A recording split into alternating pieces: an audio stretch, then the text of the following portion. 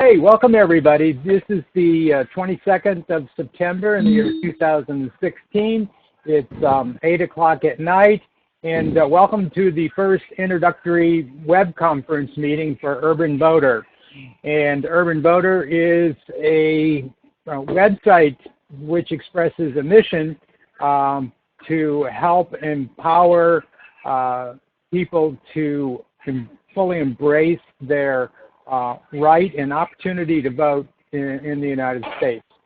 So, my name is Derry Turok. I am a website designer and technical coordinator working together with Linda. And so without further ado, I want to introduce the founder of Urban Voter, Miss Linda Perkins. Welcome, Linda. Thank you.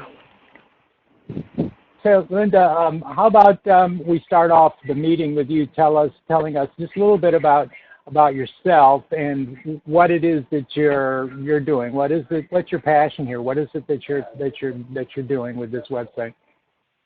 Well, I consider myself, as the name suggests on the website, an urban voter. And what that means to me is that voting and being a part of the voting process, I consider a very important, if for lack of another word, mission for each of us to be involved in. And with that, and with many years being someone that registers to vote and have engaged in many times in long conversations about why we should vote, and hearing much of the feedback, one of the things that has urged me almost like a burning desire was to do my small part to help others understand or begin to feel the same way or the same passion about voting. So with that in mind, and with this percolating in me for a long time, I made a decision to move forward on it and to come up with a way to communicate. Of course, in these days and times, that's social media. So the one way, of course, to do that, in my particular case, I thought would be to put together a website. And from that point on, beginning to shape this, what I envisioned the website to look like, and with the help of Derry to put it into fruition, that's why the website has come about. Okay. So who should be interested in using this website, and how do you hope they use it?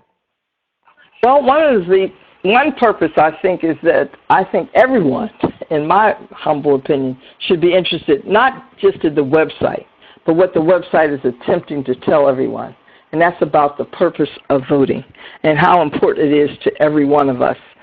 Although we sometimes only get the attention of everyone every 4 years, voting is something that, if we keep raising our consciousness about it, is something that happens all the time, so that we have elections on the state level, the local level, the the community level, all the way up to the federal level.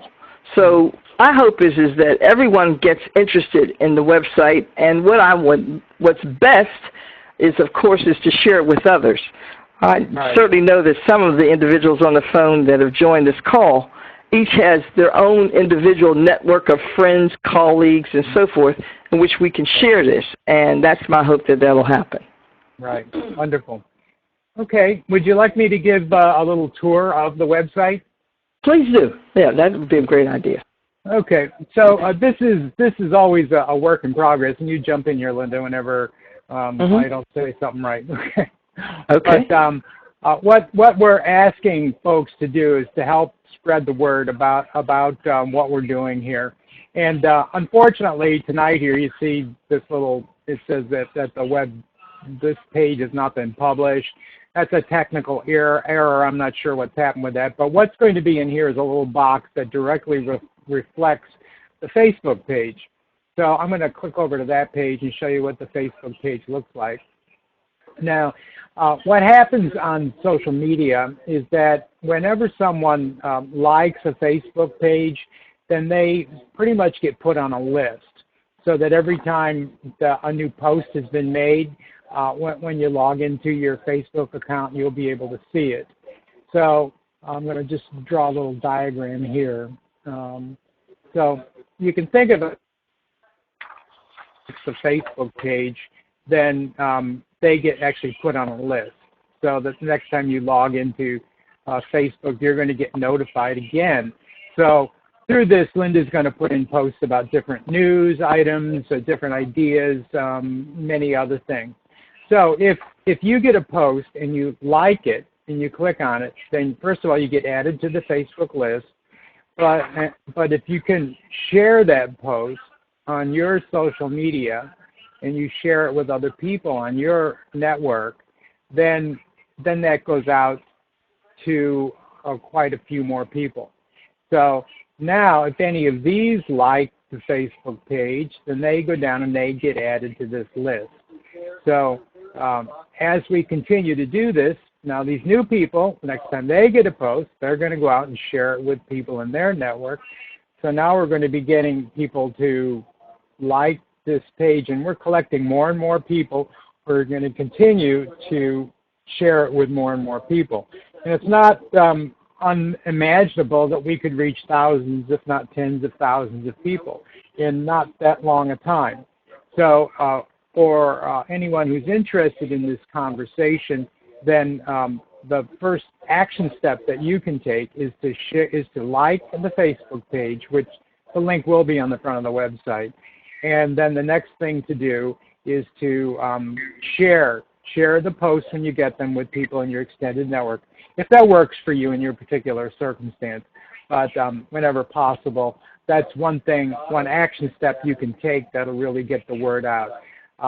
In the internet land, I always send people to this site. It's called Alexa.com, and Alexa.com is a website that tells you the popularity of websites and which websites are visited most often on the internet. If you go to this page and you scroll down, you'll see a page somewhere. It says Browse the Top Sites, and when you click on that, it shows you that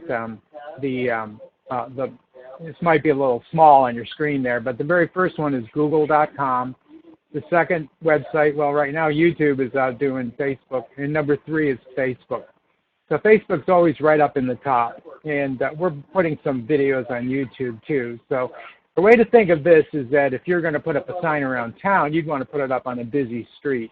So on the internet, when you're putting up signs, when you put them up on a busy street, more people are going to see it. That's why we're using Facebook and YouTube. Mm-hmm. Did I explain that okay, Linda? I think so. There's some pretty savvy people on here about Facebook, so I think they good. Okay. pretty much place. I'm sure of that. All right. So good. Then they can. Yeah, you are? Yeah, I'm looking for it now. I'm on Facebook, but I can't find it. Yeah, it's under Urban Voter, and what I'm going to put the link back on the website. It's just broken right now. It'll be done by tomorrow morning, so you'll be able to just go to Voter Gear and get a direct link there. I didn't realize that it was working, but right now it's just not loading up for some reason. So, but it'll be right in this space here. It'll be a whole box, and there'll be a link directly for it. So all you have to do really is send people to votergear.net, and they'll be able to like it right there. Okay, so inside of the website, there's a lot of references, and this is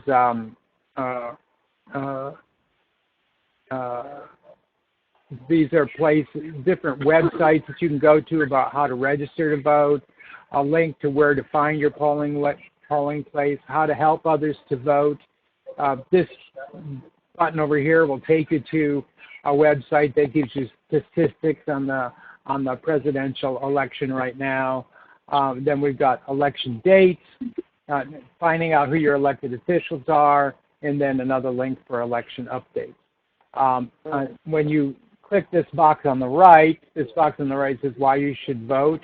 There's a little slideshow in here, and that's going to just step people through a whole little series about the different ideas that Linda's sharing with this, so people can get a short little seminar on how voting will make a difference for yourself in the world.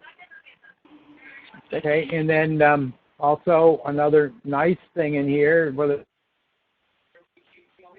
they're going contact, you'll find a bunch of quotes under these other links at the top, and then under the Video Fest, that opens up. Well, I guess we got about 8 videos in there now, and those are all pretty inspiring. So normally this stuff takes a little while to load when we're on a meeting like this, but when you go to the website, you'll be able to see the videos here. They're coming in now, and then gives you, you go through it, look for the ones that are most appropriate for you, and then you're able to, inspire yourself, inspire other people to get interested in actually taking some action to embrace their opportunity to vote and get other people to see the possibility for themselves. I want to say a little bit about that short video fest. One of the things, as Derry was talking about that, is that these little snippets as such, they really do tell you about voting, hopefully in a lot of different ways. The links that are on there, and of course we're going through this at a faster pace, or maybe at a pace in which we can't get into everything because we know everyone's time is valuable. But to take time to look at these gives you an idea of how others have also looked at voting, but to put it like, as I said, in a video fest for you to look at and to also share with others. And on the voter registration on the home page, Derry, if you could go to the home page for a moment. Sure.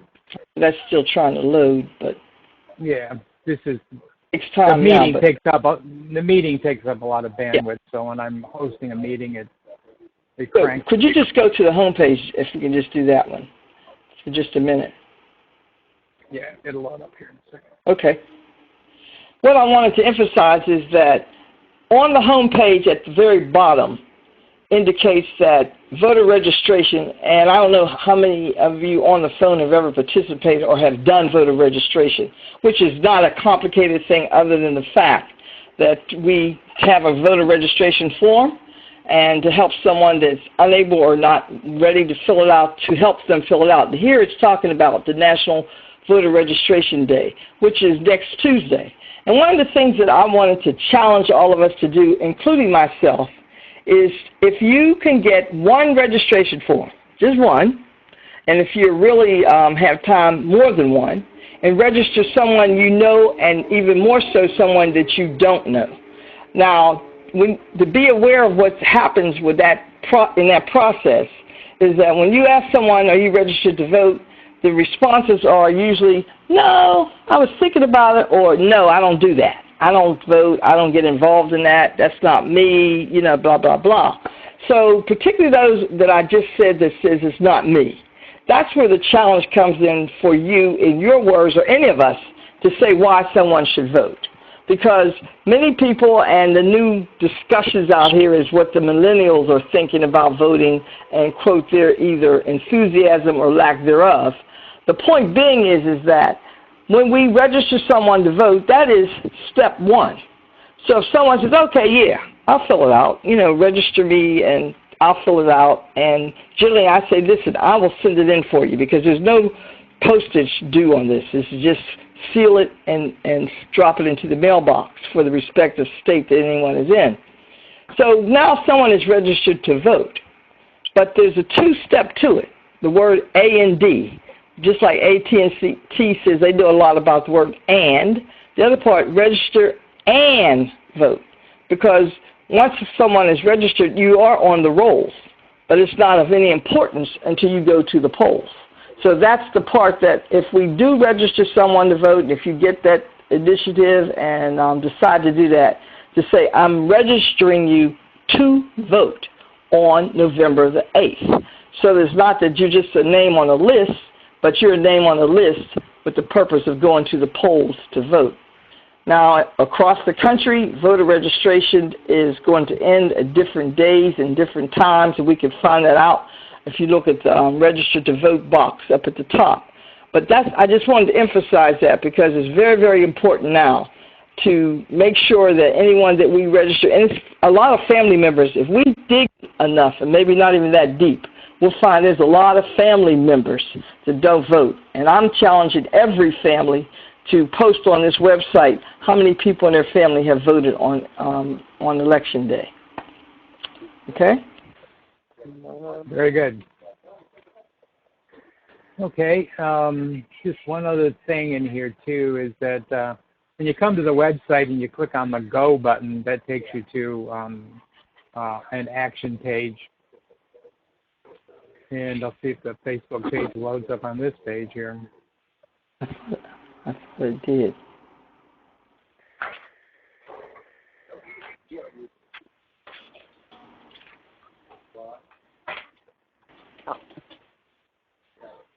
Okay. Anyhow, it's doing the same thing here. I have to figure out what's going on with it. But the Facebook page will show up here.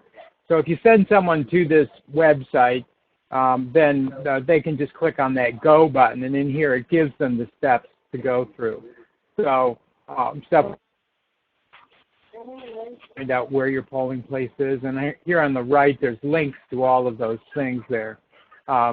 Get the dates, research your candidates and issues, and then follow the election updates to know the latest statistics. So that's one way to get people to do that. So it's kind of sad that is not working there tonight. Kind of of all times, it was working, but that's how it happens sometimes. Right. That's always the way it works. Yeah. I was able to get on. Oh, did it show up on yours? Yeah, it did. It showed up. Yeah. I was able okay, to good. Well, it may just be my connection because I'm on the meeting here. Sometimes it just gobbles up the bandwidth. So, but I'll double check it later and make sure it's working there. So, thank you. Who was that just said that? It was Stephanie Burke. Stephanie. Thanks, Stephanie. You're welcome. Okay. So, all right. So you intend to keep this website up permanently, right, Linda? I do. Not just it's not presidential this election. Right. Yeah. Because there, as I said earlier, this is a permanent website for me to do the best that I can with it and to share it as broadly as I can. And I am again making that plea for you to do the same and share it with others. Voting for some is not as sexy as other things. So sometimes it's like, who wants to talk about voting? So I'm hoping that all the snippets on there are short enough that it doesn't bore anyone, but long enough that it can tell you a little bit more about voting. So hopefully you'll be able to see things on there and to try and keep it fresh and do some new things on there as time goes on. Because in 2 years, and this is the presidential election in 2016, but one of the most critical elections is 2018, because that is the election that's called the midterm. And that's the one where voter participation drops off dramatically. But it is one of the most critical elections that you could almost say the presidential election is almost like a beauty contest if you don't get the midterm. So I'm saying to everyone to put in your minds that the midterm, because what the midterm means is that that's when you elect the individuals that go to Congress. And you hear all this discussion about the Constitution and those that interpret it one way and those that interpret it another way. But one of the interpretations that is standard is that the Congress that is elected in the midterm for congressmen in the House of Representatives and for senators whose elections are up every 6 years on a staggered basis, the House of Representatives holds the purse strings. So that means that any president that's in office, for example, we have now, of course, President Obama, any policies that president wants to implement that cost money must go through Congress. There are executive actions that can take place that any president has the power to do, but the purse strings are held by those in Congress. my emphasis on this point, and belaboring it just a little bit, is to understand that when you vote, like many are doing this year, there are a lot of Congress individuals that are on the ballot along with the president. So for those that may vote a straight ticket, when you hit that straight ticket, you are electing congresspersons, you may be electing a mayor that's up, or someone else, or a governor, whoever's on there, all the way down the ticket. So that means that there's an understanding that's this year. But in 2018, because their terms are up every 2 years, congresspersons have to run again. And when they do, that's when we make the decisions, what's called the midterm. So if one of the things, please, to take away that voting in the presidential election is critical, but super critical is to remember the midterms. Okay? All right. Yeah. And it's really to just get the opportunity that we have as citizens in this country to vote and to remain positive and optimistic and to be a stand for the principles that this country was founded on. Right. So, Gary, if I could, I'd like to get some feedback from anyone that's on the phone call about their thoughts about voting. As again, we all have our interest levels, and some more than others, and that doesn't mean much other than those are interested in one thing and some are more interested in it. But so I could just get some feedback just to get a sense from those out there that I'm hoping those on the call are all voters. Is that generally the case, that most people vote? Yes. Yeah. Okay. The other question becomes. So I'm sorry. the way to do that when you're ready is just that when Linda opens it up, just if you would first of all just state your name and where you're calling in from, and then you can make your comment or ask your question as soon as Linda opens it up. Okay. So that's the question. Do you vote, and how often do you vote? Fran Garrison, Charlotte, North Carolina. I vote every election. You're called a super voter. Thank you. Wonderful. Erica Pipkin. I'm sorry, Erica Vassar Pipkin, Pittsburgh, PA. I am a super voter. Yes, indeed. Thank you. Erica's a super voter. Oh, yeah. Great. Lydia Johnson, Washington, D.C. I'm a super voter. Thank you. Wonderful. Ariel Adams. I'm sorry. Ariel, I heard you. Yeah, Ariel Adams. I'm calling from Washington, D.C., but I'm a Howard University student from Jackson, Mississippi. Mm-hmm. This will actually be my first election. Oh, wow. Great. Very good. Yes. Beautiful. And who was behind Ariel? Someone else chimed in? Deborah Walker, Pittsburgh, Pennsylvania, super voter. Hi, Deborah. Wonderful. Thank you. I'm a super voter. Who is that? I didn't hear your name. Stephanie Burke. Stephanie Burke. Okay. Does anybody have has anybody? Thank you, Stephanie. Does anybody have any questions? I do. Ariel again. Mm-hmm. I just want to ask you, Ms. Linda, how would you describe your success rate in reaching young voters like me? That's a good question. Ariel, I would say sometimes when I can get their attention and not sound preachy, which I'm attempting not to do at my age now or at this point in my life, is to say it in a way that's understandable about voting. When you're young, as you are, a young voter or a millennial or whatever you're defined as, voting sometimes seems like something others can do. I don't have to worry about it. My life is, I'm moving along. I'm doing what I want to do with my friends. My interests are in other things, so, I don't vote. One of the myths about that is that when you don't vote, you do vote. Now, that's a play on the words, but it's still correct. When you don't vote, you do vote. Your vote that you didn't cast allows someone that may have a different way of looking at things to cast their vote. And the outcome of any election is those that decide to cast a vote. So to make it real basic, if I say I want a street light on my street, and that's the issue that I'm voting or not voting on, and I say, that's all right, I'm not going to worry about it, but I do want a street light.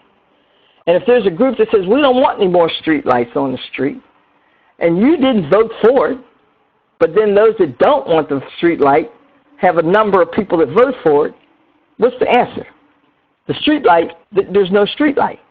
So I'm putting it that basic to make it understand that every single vote counts. I don't care what it is. I have a phrase that I use a lot that says, I will vote for a dog catcher because I want my vote to be counted. And the outcome of anything, if it's my family going to dinner or whatever, let me cast my vote so that at least I know I have my voice in the game. So again, for young people, one of the things I'm attempting to do is to put out to you, Ariel, and to others that there's a $250 prize for any young person that could come up with a rap song about voting. And it'll be judged and put onto the Facebook and get as much publicity as it can for the winner. So if you can share that with your network and others that a $250 prize is being offered for anyone that can put into rap about voting, its importance, why they do it. I'm certainly not interested in why they don't do it, but nonetheless, I like to put that out into the ethers for us to share with others. Does that help some? Yeah, that's a good initiative as well.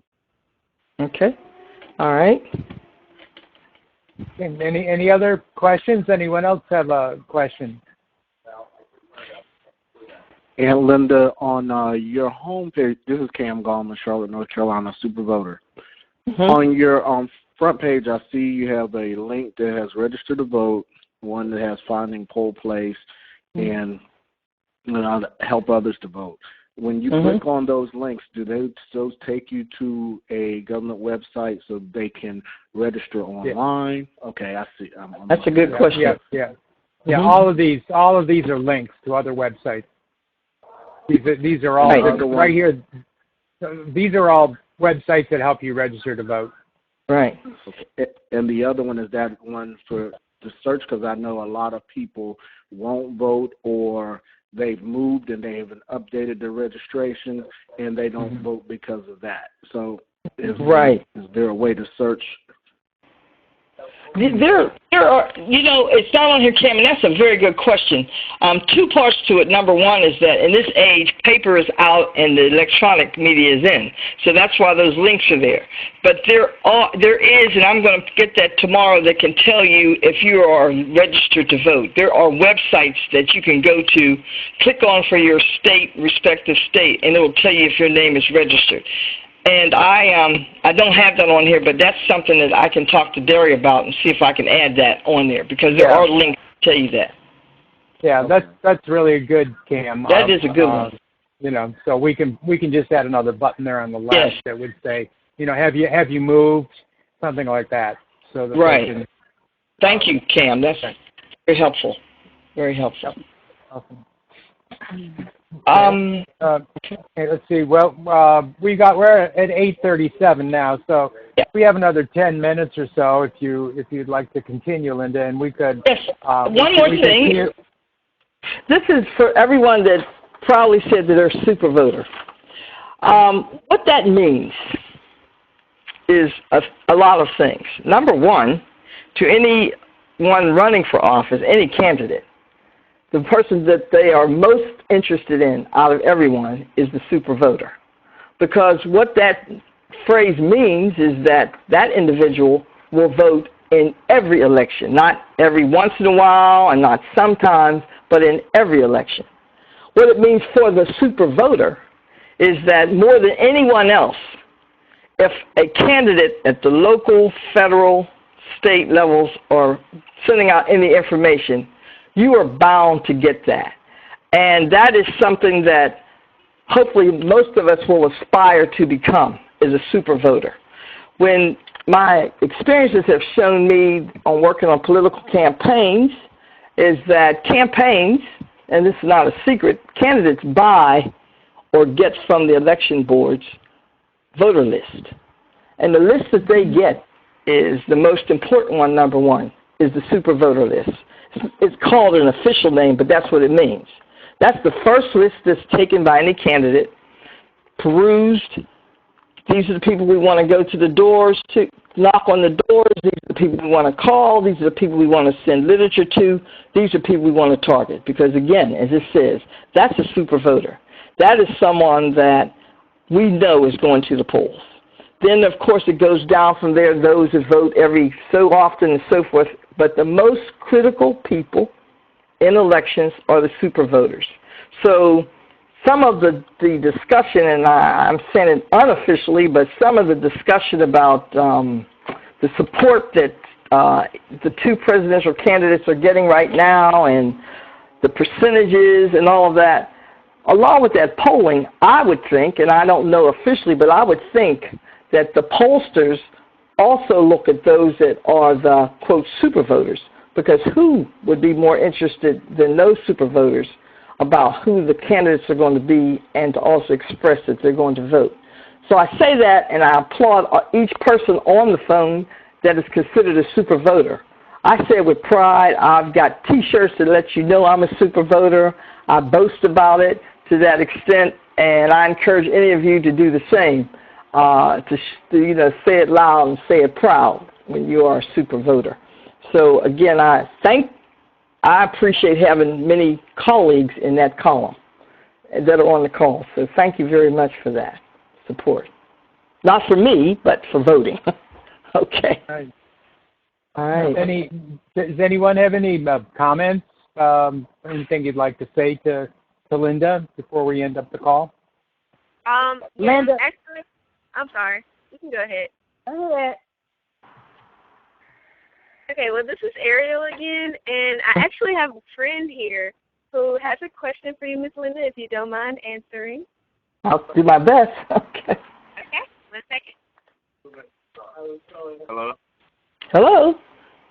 Who's on the phone? This is your name? This is, I'm Vernell Allen. I'm a freshman at Howard as well.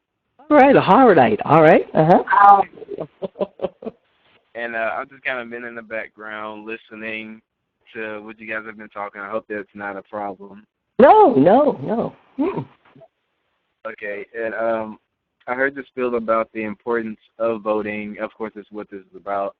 But I was wondering, like, how do you feel about voting or any aspect of it being a part of a high school senior's curriculum?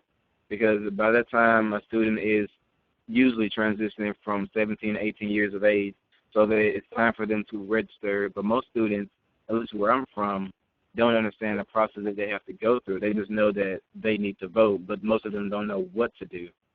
And right. So I was wondering, what do you think? Do you think it will be plausible that they can be a part of a school's curriculum for the senior year? And what impact do you think it would have on the movement that you want to have going forward?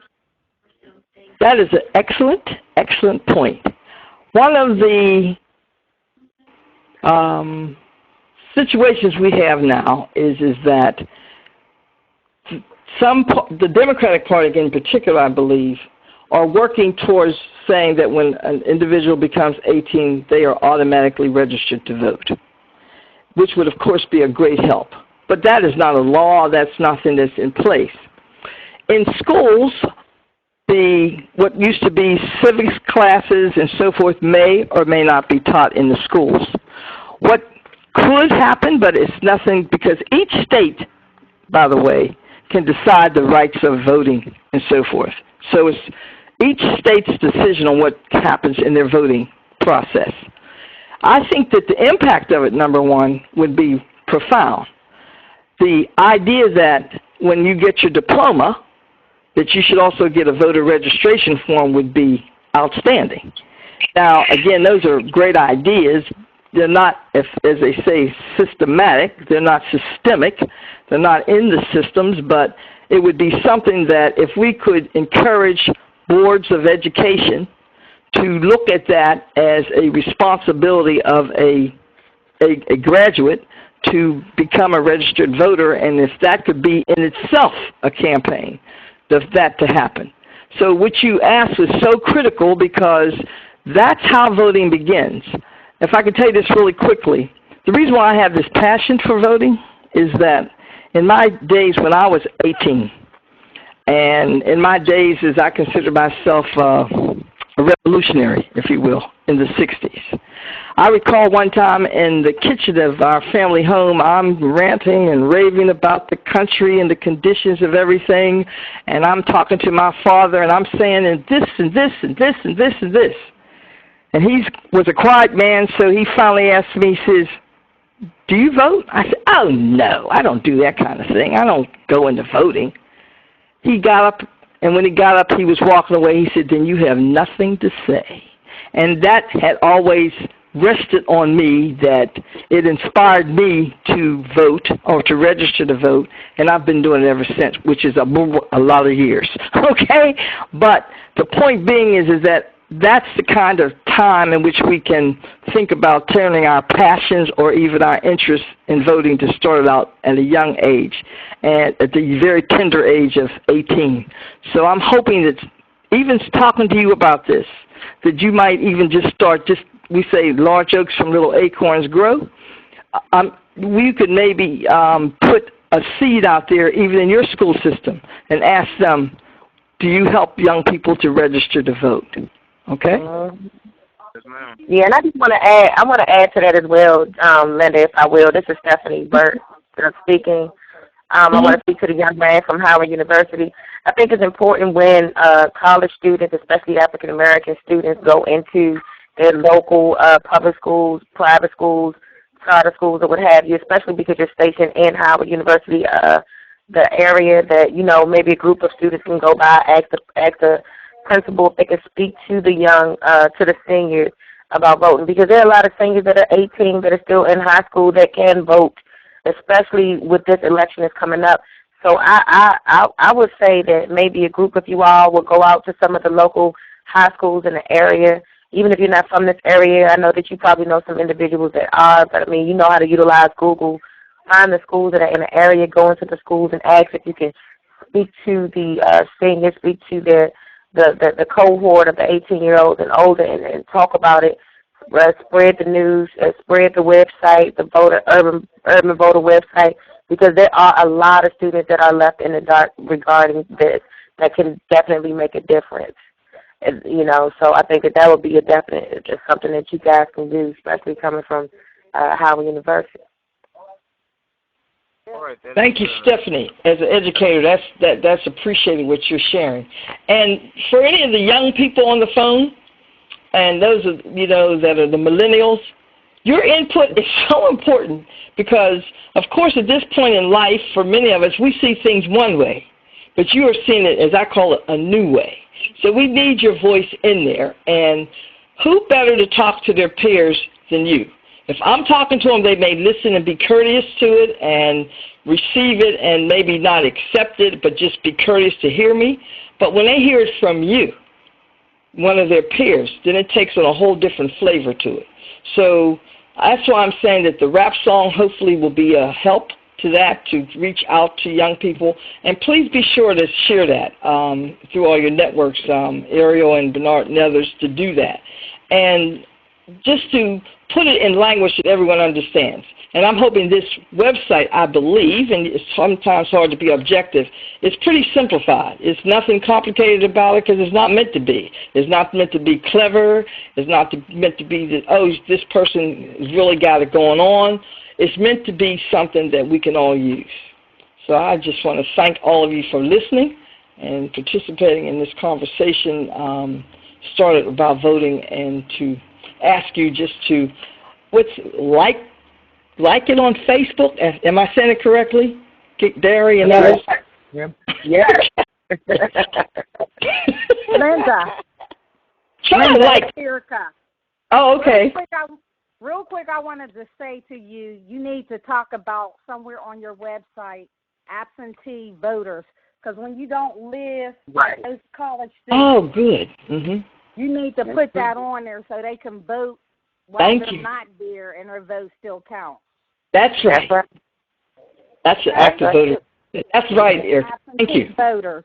Mhm. That is very good. Wonderful. Okay, wonderful. That's a good piece. Yeah. Yeah. I put it on our list over there. Okay. One more question, Linda, before we go. Are there going to be other conference calls before the election? Yes, I'm planning to do another conference call next month, and hopefully, I know the election is a month. You see how close it is, 46 days away. So I'm planning another conference call, and I'm looking at tentatively at the date of the 21st. I mean the 20th, I'm sorry, October the 20th, this same time, and to invite others to join. And I'll do my best to send out, for us to go through the process of sending you the reminder of this conference call so that we can have other friends and colleagues on the phone too, and we can all spread the message. So, there will be one more conference call. We can put the announcement on the website for the date and the time and the link and everything right there. So we'll do Right. Right. All right. So again, I just can't say how much I appreciate this from a personal perspective. Family and friends have said to me, "Well, you should, they know I talk politics. It seems like 24/7. I don't know, but nonetheless." I was inspired by family members and friends to say, well, go ahead and do something on your own. And like most of us, it's like, what could I do? So with that in mind, I just kept thinking about it, and had made some other little initiatives at one point. But everything aligned, if you will, in time to allow me to put this into something that's a visual that I can see, that feeds, as I said, that burning desire in me that's always cooking at high speed about voting. So when I listen to the news and all the things about the polls and how this is going and what voters are saying, first thing I always say, well, they're not talking to all the people I know, which is true. But the thing is to say that you got to vote. Some of the phrases on here on the Facebook, President Obama said last week during the Congressional Black Caucus dinner, there is no such thing as a vote that doesn't count. And that is such a true thing. There is no such thing as a vote that doesn't count.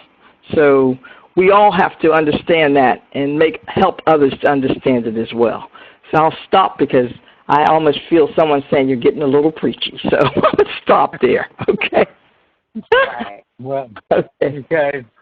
Well, Linda, your passion is apparent. It's inspiring during a time in history when a lot of people don't have much passion about anything. So I'm honored to know you, as I'm sure the other callers are. And thank you for what you're doing. And it's an honor and a privilege to work together with you. Thank you. Everyone for being on the Linda. Oh, Thank you, I appreciate it. I have a question. Okay. Okay. Are Republicans welcome on this conference call?